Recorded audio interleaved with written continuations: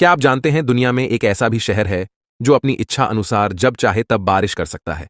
इस शहर का नाम है दुबई। वैसे तो दुबई के पास लाखों लीटर पानी है, लेकिन यह समुद्र का खारा पानी है जिसे पीने का पानी बनाने में काफी पैसा खर्च होता है। तो आखिर इस शहर में पीने का पानी कहां से आता है, चलिए जानते हैं।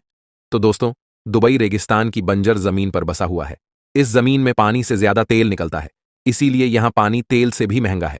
लेकिन दुबई आज दो तरीकों से अपनी पानी की कमी को पूरा करता है।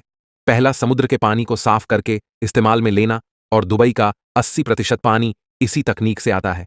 दूसरा, दुबई बादलों पर प्लेन की मदद से सिल्वर आयोडीन नामक केमिकल डालता है, जो बादलों से जबरदस्ती बारिश करवाता है, जिसको स्टोर करके पीने के लिए इस्तेमाल में लिया जाता है। वीडियो पसंद आई, सब्सक्राइब